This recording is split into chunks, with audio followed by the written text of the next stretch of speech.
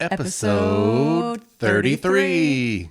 Hey, we're like a third of the way to 100 episodes. That is amazing. It's pretty cool. Yeah. We started this and said, hey, we're going to do it every week. And we have. It's dropped every Wednesday at 5 a.m. Central Time for 33 weeks in a row. 33 weeks. We're doing all right. Hey, is that how many years we've been married? 33. That's right. What a great number. It is a great number. This is fun. Okay. Well, today we're going to play the second part of our interview with my dad. This time it's my turn. I get to interview him. So, actually, I had so much fun interviewing your dad. I was thinking maybe I could just do that again. No. What about... I'm glad you did, but no. I mean, I could challenge you to it. We could do a little rock, paper, scissors. No. All right. It's my turn. And in fact, as you already know, it's already recorded. Oh, I know. we're just gonna play it. But it was great to have him, and we look forward to showing you that. When we come back, we'll do show and tell and get right into the interview. All right, let's do this.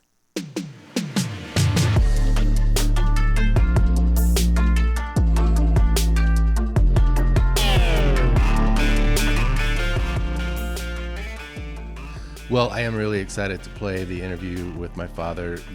My interview with him was on a little more personal note, and I think that you'll really enjoy that. But we did want to do some show and tell, and I had so much fun doing butterfly pictures last time. I found a few more that I wanted to share. I did not show any monarchs last time, and so I found some of my photos from a while back of monarch butterflies. This is a really macro, really, really close up. Beautiful. Look at that. Yeah, it's a monarch butterfly on a Mexican sunflower. Well, I love the Mexican sunflowers. They have kind of a velvety look and a rich color, and it really goes with the coloring on the monarch. One of the most well-known, I think, butterflies, and they've been in decline recently, which is sad. So we've tried to put things in our garden that they like to eat and that they like to lay eggs on. I don't think it's been successful. We've not seen... I don't know what else to do. Eggs or the... Post on their social media. Yeah, let's try it. We should try that. Yeah. Well, anyway, here's a picture of another, it may be the same one, on a Mexican sunflower, but you see the underwing there. He's all folded up and still getting nectar out of that flower. And then here's the top side, which of course is what people mostly think of when they hear monarch butterfly. I love that his antennae are a little wonky. It's been through a little something. I mean, it's been a day, but right. He's still, there's a flower behind there. You can't even see it because of the spread of the wings, but there's another butterfly in North America called a viceroy, which looks a lot like a monarch. I've seen them once or twice, but I've never gotten a good picture of one, but they're very similar. I wish I had one to show you the difference, but here's another butterfly that from a distance, oftentimes when they fly through our garden, we think, oh, is that a monarch? Right. But it's actually a Gulf fritillary. And of course you see that it's got a beautiful orange with some of the brownish blackish markings on top. It's a little less ornate, but still a beautiful butterfly. These show up in our garden mostly later in the summer. We almost never see them until mid-August, and then into September we see them a lot. They like to lay eggs on passion flowers, right? Which are native to this area. I actually watched one lay eggs on a passion flower once, which was very cool. Yeah. And so anyway, here's the underside of the wing of the Gulf fritillary. It's another butterfly where the underwing looks completely different than the overwing or the top of the wing, and it's really hard to get a picture that shows this, but everything that looks white on the underwing actually looks silver when the light hits it right. So really a beautiful butterfly. Very beautiful. Here's another shot that I got with two butterflies in it. This one different from the one last week, whereas one you're seeing the top of the wing, one you're seeing the underwing. So these are the same butterfly? Not the same exact, but the same type? Yes, the one on the right may be a female. I'm not sure. The females are a little less ornate on top. Okay. The one on the left with that brilliant metallic blue is definitely a male. But the same like type of butterfly. They are definitely both black swallowtails, but there are at least 4 or 5 different types of black swallowtails. So. I just love that you got both in the same picture, so you can contrast them.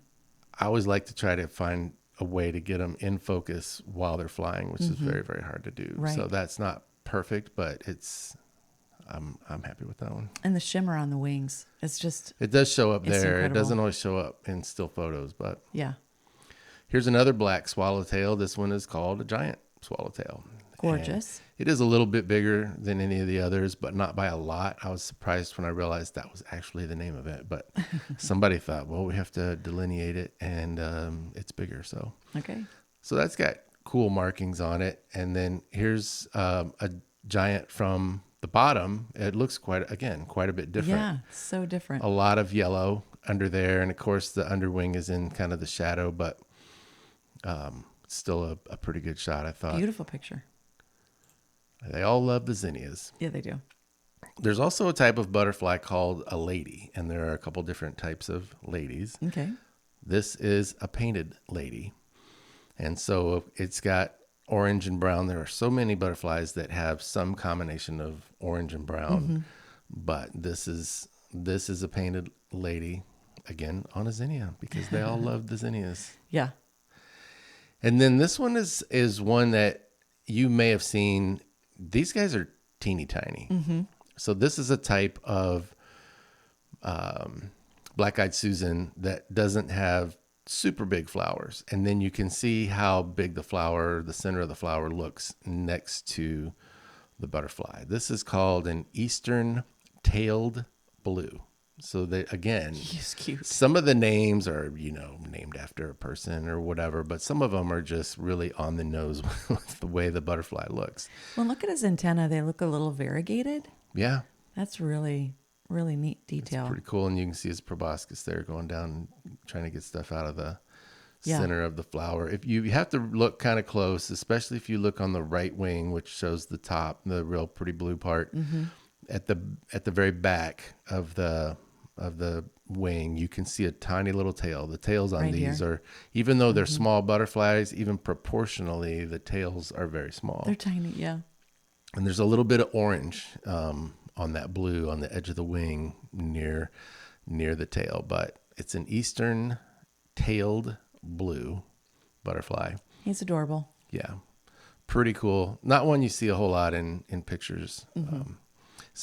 Sometimes you'll see them in groups. We saw them in groups when we were in Yellowstone years ago. Was this the butterfly that kept landing on our hands? And Yep. Yeah, that was super fun. Yeah, they're pretty fun. Well, I again wanted to keep show and tell short this week because my conversation with my father was very interesting, and wanted to get right to it. I can't wait to hear it. I was busy when you were recording, and I on purpose kind of wanted to not hear it because I wanted to be surprised. Yeah. So I am going to step out. Goodbye for now. And I'm so excited to watch your interview with Dad. That'll be great. Without any further ado, here are stories from my life with Pastor Ron McClung. Well, Dad, welcome again to the David and Hillary Show. I know you were on last week with Hillary, and I'm really excited to have you on this week with me. Thank you. It's good to be here. Well, it's great to have you. You and Hillary had a great conversation about the end times. I know that's something that you covered as a pastor, and it's something that she's really into. And so that was a good conversation. Thanks. Well, I had a good time doing it with Hillary. Yeah. I thought we would go a little more personal route and just maybe talk about your life. You've had a life filled with adventure and all sorts of, when you were a pastor for many years. And so, but I would just love to kind of hit some of the highlights. I think people would be really interested in that. Well, thanks. I had an early start, as the comedian said. I was born at a very young age, and the youngest of 9 children, and with only one sister. And all of us were born in the country. I was the only one. I actually was born in the city, but the others were all born in the country. And none of us was born in a hospital. I was the only one for whom my mother had a doctor, and he arrived too late. So interesting background on all of us, but I went home from, I was born in my aunt's house in Parkersburg, West Virginia, and went home a week later to the farm out in the country. Right. And it had snowed, late March snow, and so the old car couldn't get up the lane to the farmhouse. And so my brother Harold hooked up old Barney, the horse, to a sled, came across the field, picked us up, my mother and me, and brought us home in a one-horse open sleigh. Well, it was actually a sled, but sleigh sounds better. My sister told me that story because she was standing at the window with her nose pressed to the window pane, watching her newest little brother come home for the first time. Yeah. So when you say a sled, like a sled that you would recreate down on a hill? I don't know for sure. It might have been a bigger sled. Okay. I never got that whole story. I didn't even know that story until I was in my 50s. My sister told me about it, and nobody had ever told me about that before. That's awesome. Yeah. I'm picturing that. And this was 1943. 1943. That's when that happened. Yeah. Yeah. So my three oldest brothers actually served in World War II. Right. With being the youngest of 9, there was quite a span. It was. There were 20 years between my oldest brother and me. Yeah. That's a cool part of family history, that we had 3 that served in World War II. Well, my sister told me that about a week after I came home, my dad came home from work one day, and he said, "Well, what do you think, Sissy? Should we keep him or send him back?" And she said, "Oh, Daddy, he's been really good. He hasn't cried much at all. I think we ought to keep him."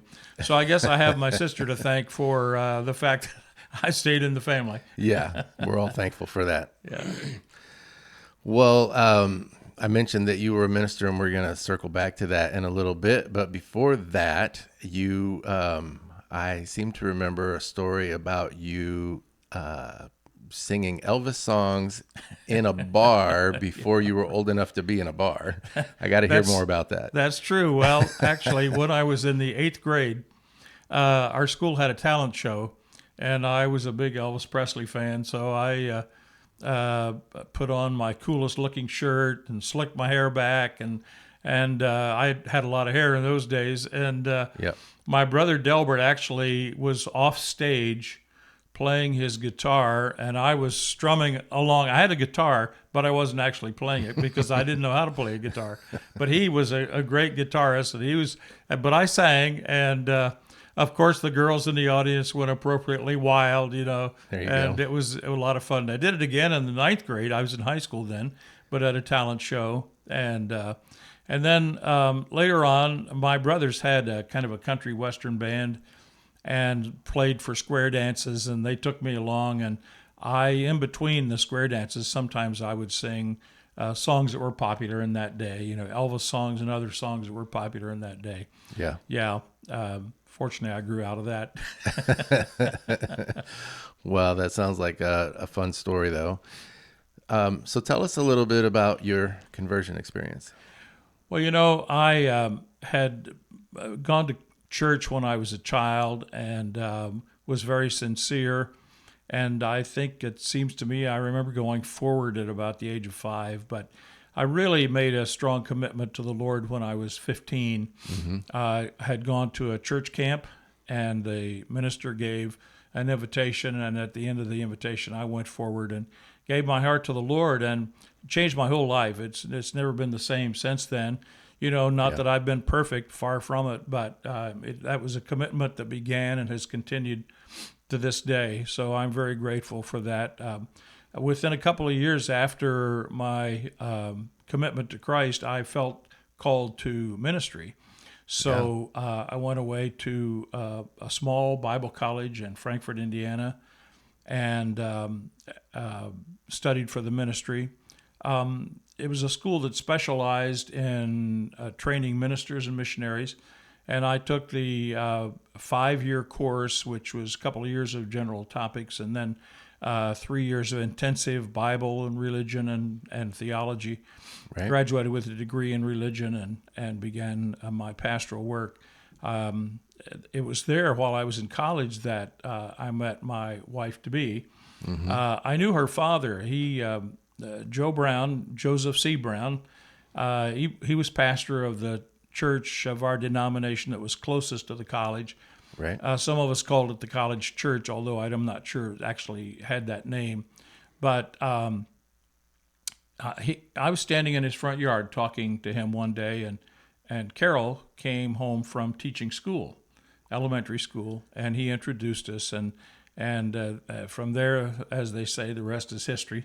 Yeah. And she was a wonderful companion to me across over 60 years of marriage, and she was a great asset in my ministry. Yeah. Well, this won't mean anything to anybody else probably, but I can picture that house. That's the house Yes. I was came home to after I was born. That's true. A couple years later, after you were married, and then we would go back and visit them for several years, Right. until they moved somewhere else. But I can picture where the Bible school was, and where the Right. church was, and where that house was. Yeah. Yeah. So Good, it's a good memories. Yeah, awesome part of family history. that's right. Well, altogether, I served 54 years in ministry, and 33 of those years were as a pastor in Fort Wayne and Evansville, Indiana, and then in Dover, Delaware, back to Indiana, and then to Owasso, Michigan, and then Manhattan, Kansas. Yeah. And from there, I was given the opportunity to be a district superintendent, where I supervised pastors and churches. Did that for 10 years in the states of Iowa and Minnesota. And then had the opportunity to go to our denominational headquarters near Indianapolis and worked for 11 years in that capacity. So 33 years as a pastor, 21 years in church administration. Yeah. But it was a great experience. I've told people before, sometimes I hear people talk like they're planning their life and they know how it's all going to turn out, and I never felt that was the way I was supposed to go. I was trusting the Lord one step at a time. Yeah. And I feel like I've had a much more exciting and wonderful life than I ever could have planned on my own, just following the Lord one step at a time. That's awesome. That's awesome. Well, I've known some, really successful type A people, and they do usually really want to focus on, you have to have a plan. You have to have a plan. You have to work the plan. And that works really good for some people. But then the Bible, I'm not going to quote this perfectly, but it talks about, today has enough worries of its own. So we shouldn't be saying we're going to go here and do that, but maybe say if the Lord wills it.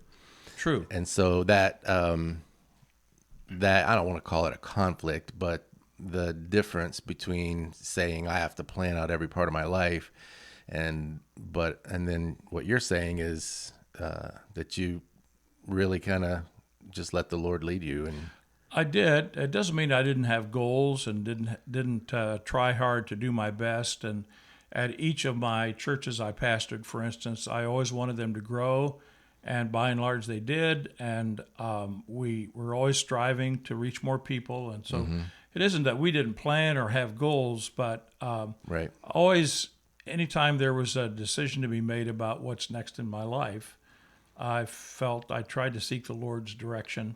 Yeah. And go the way I felt He wanted me to go. Yeah. Well, it worked out really, really well. Yeah. So when you were pastoring, I don't think too many churches do this anymore, but people might be interested to know kind of the weekly schedule in the church, and how many times did you get up in front of people and preach or teach?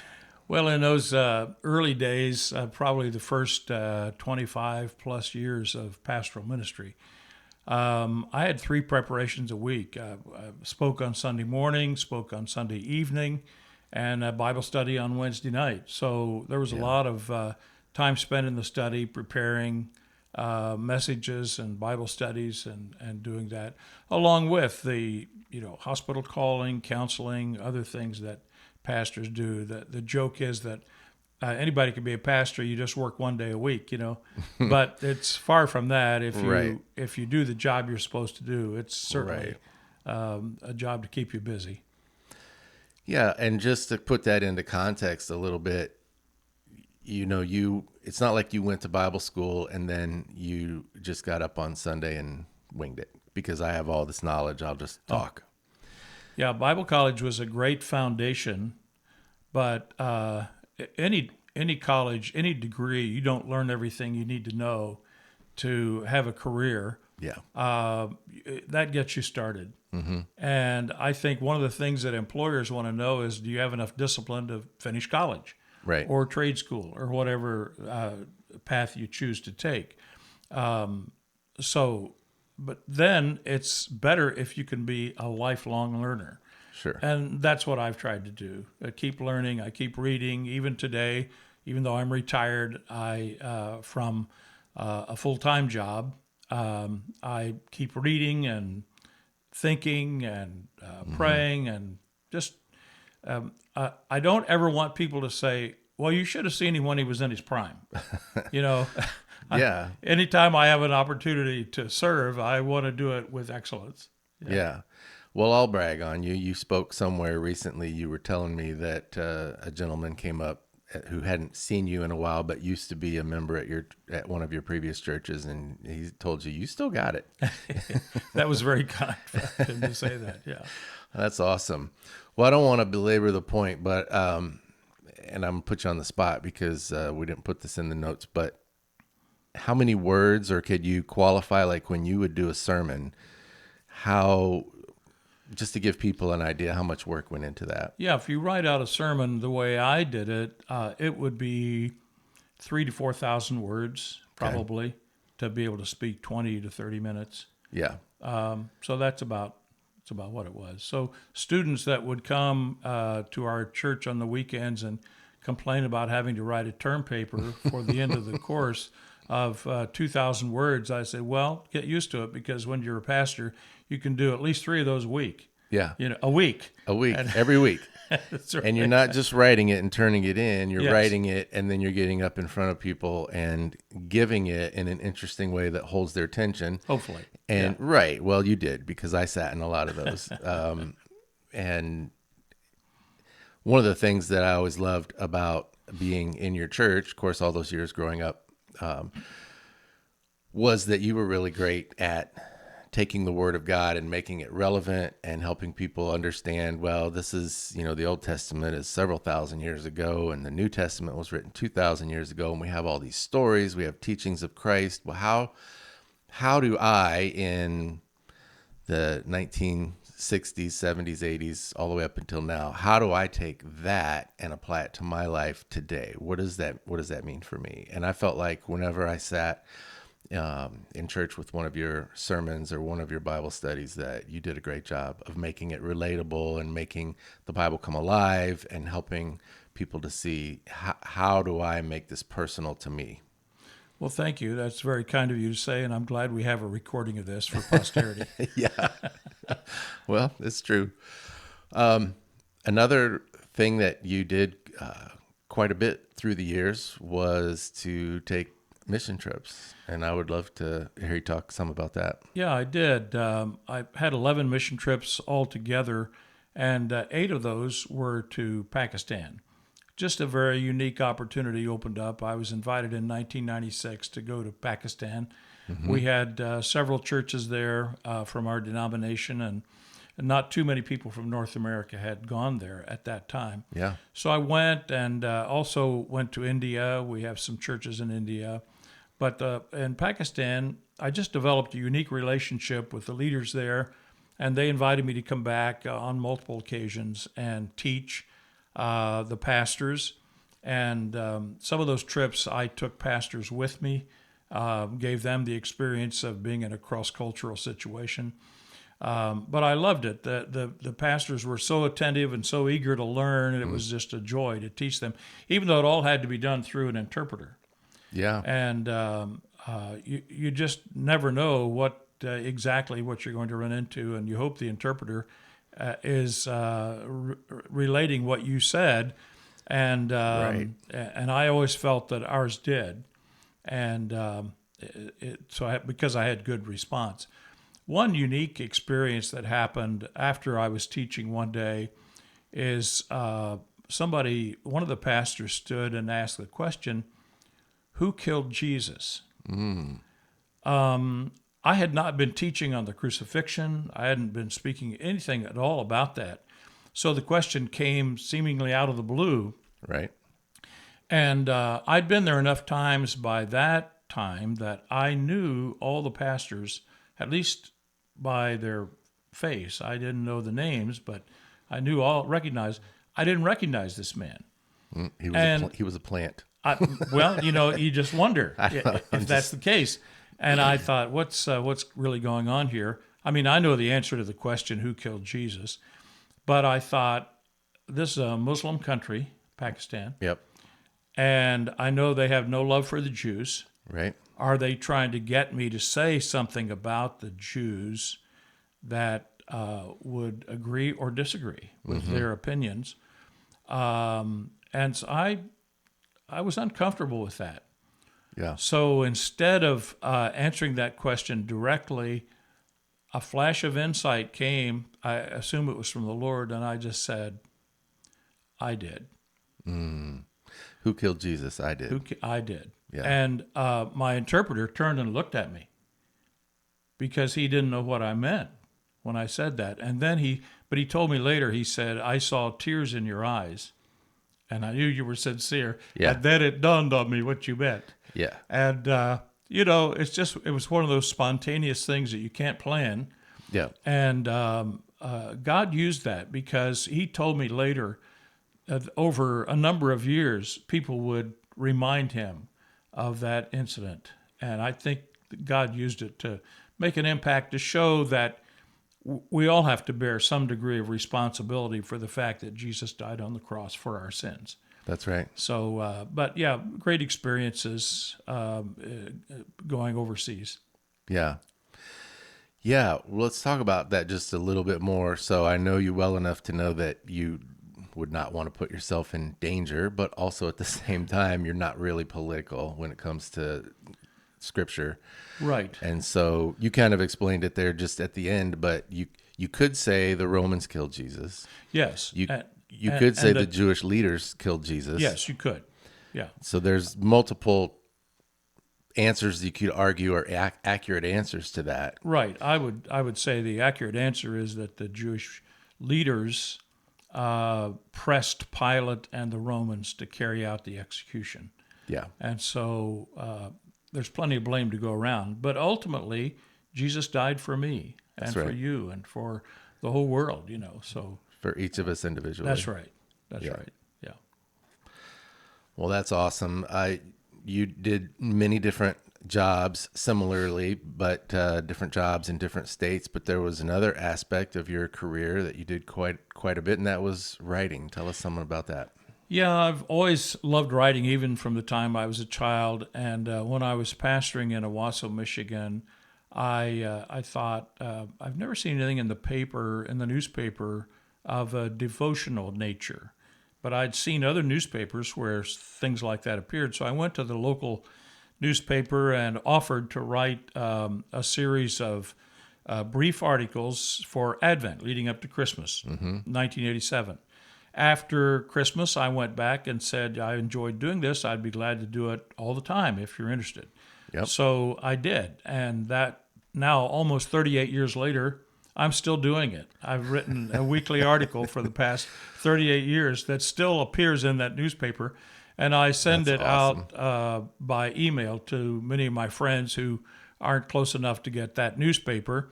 And I post it on my Facebook page. And so that's been good. And then that led to writing and editing for my denomination. I have no idea how many lessons, curriculum lessons for adults, Bible studies. And now that I'm retired, I edit for the denomination and still do some writing of devotionals. Along the way, the denomination asked me to be a ghostwriter, which means they wanted me to write the books, but it would have somebody else's name on it. There was a man who had a speaking ministry across the country, and he either didn't have time to write his books or maybe writing wasn't his gift, but he had great ideas for books. And so I wrote 6 books under his name and thoroughly enjoyed that. And then after my wife passed away, I had a little more time on my hands, and I thought, I wonder if I could finish that novel I started years ago. So I did. I finished it and published it last fall of 24. And now I've published the second one just a few weeks ago, available on Amazon. And I've already written the third one. It's in the process of being edited and reviewed, getting it ready for publication. Last year, I also compiled 150 Christmas stories drawn out of those hundreds and hundreds of newspaper articles that I've done across the years. And I published that. And this year now I'm working on a daily devotional drawn also from those articles that hopefully will be ready before the end of the year. So just keeping busy. That's amazing. That's amazing. Well, I didn't want to interrupt you because you were on a roll, but I'd like to circle back to a couple of things if I could. Yes. When you first approached the local newspaper in Owasso about writing what became Positive Perspective, they said, yeah. And then I don't want to get the story wrong, but you asked about doing it more. And if I remember right, they were at first were a little hesitant. But then they said, well, we've been wanting to beef up the church page. In those days, there was a church page where the church is advertised. So why not? But it's an opinion piece, and so it'll have to have your name and the name of your church on it. And I thought, oh, free advertising. Yeah. But didn't they want to open it up to other? They did mention that. That came about 3 months later. The publisher called me and said, we want to open this up to any legitimate minister in the county. And maybe somebody had thought that you had a monopoly and that wasn't fair, something well, he like said that. He had phone calls of people saying, why can't my pastor Yeah. write an article? And so he said, we're going to open it up. And my heart sank a little bit because, it was my baby that I started it. Right. But yeah, fine. And so he told me what he was going to tell people as to how long it should be and what some parameters for it. And he was describing my articles, short to the point, positive, Yeah. And I said, so do you want me to continue to write? And he said, oh, yeah, just keep submitting them. Whichever one's the best, that's the one we'll publish. So I continued to write, and mine was in the paper every week. And I thought, wow, this is amazing. But I thought, I'm going to have to up my game, keep it good. That's right. And so then about a year later, I was in a place of business. He came in, put his hand on my shoulder, and said to the proprietor, this man does every week what not one other pastor in the whole community has done once. I thought, so that answers my question. It's not that I'm the best. I'm all he's got. Yeah, well, you're all he's got. But if it wasn't good, they wouldn't have kept publishing it. Hopefully. So, yeah, that's really cool. Yeah, and your novels, we'll put the names and I don't know, this is off the top of my head. A link for how they can get your writings. Oh, thank you. So the collection of wow, my brain just locked up. So the Christmas, the devotionals. That's one book, and then your novels are historical fiction. Yes, that's right. Taking place. Why don't you talk just a little bit about that and the time period? And yeah, the first one takes place in the late 1730s and early 1740s. I did it that way because I wanted the main character to meet John Wesley, who was in Georgia in the late 1730s. Yeah, and then he follows some bad guys to England because they stole his treasure, and he's trying to get it back. And so he gets into a lot of trouble along the way, but there's some romance, and hopefully people who like historical fiction with a touch of adventure and romance will enjoy it. Yeah. Well, I read the first one. I'm not a big reader in that way. I read a lot of articles and do research and a lot of things that I'm interested in that are more short form. Some people are big readers. If anyone watches very many of our podcast episodes, they know Hillary and I are really into the movies. But I wanted to read it because you wrote it, and I really enjoyed it. It held my Great. attention. It was interesting. It was fun, and I recommend it. And then now the second one's out as well, and you said you're working on the third one. The third one is written, not quite ready for publication yet, but hopefully by the end of the year. Yeah. So there's a lot of content out there. If people would like to check it out, we'll make sure you can find it. Thank you. Well, this is on a sadder note, but you said you'd be okay talking about it a little bit. When you retired from ministry work, you said that God was calling you to another job. So Yes, several months before I actually retired, I felt the Lord sort of told me deep in my inner consciousness, your next job will be to take care of Carol.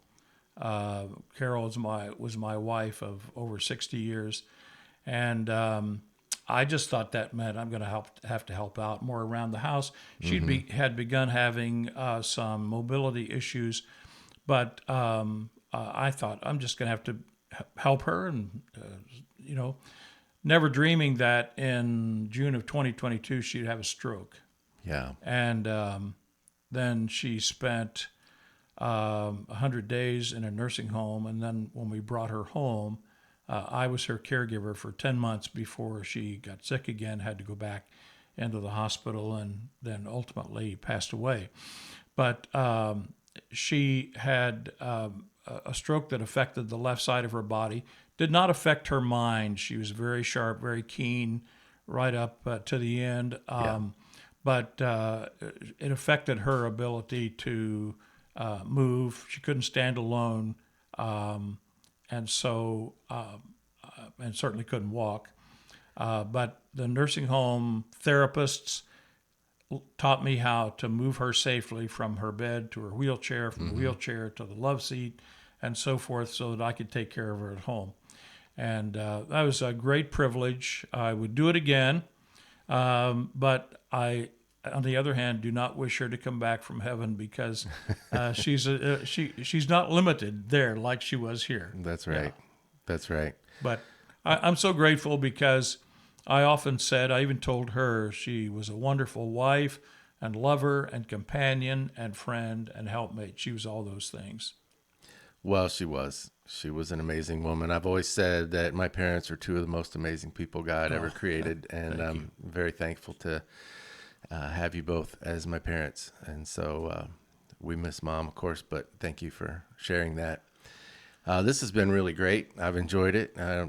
But before we go, I just have one more question. If from all your years of life and experience in ministry, what's the one thing that you would most want people to know? When I was a teenager, I came across the scripture that from Proverbs 3, 5, and 6, that this is my paraphrase of it. Trust in the Lord with all your heart. Do not lean on your own understanding. In all your ways acknowledge him, and he will direct your paths. And I've tried to live by that. Whenever any major decision was to be made, I tried to talk to the Lord about it and to try to get a sense of his direction for my life. And for better, for worse, if I made the right decisions or not, that will be revealed in eternity maybe. But I tried to make every one according to what I felt he wanted me to do. Right. And so I think the one thing would be he endeavored to follow the Lord. Yeah. That was key to my life. Absolutely. Yeah. And I've witnessed that, and thank you for being such a good example. Thank you. Well, Dad, it's been great to have you. I'm sure if we wanted to just open it up to any and every topic, we could just sit and talk for hours, but I'm not sure everyone else would stick around for it. This has been interesting. Thank you for joining us. We really appreciate it, and maybe we'll be able to do it again sometime. Thank you. All right. Well, for now, for the David and Hillary Show, this is David McClung and Ron McClung, and Hillary will be back next time. Thanks for joining us. See ya.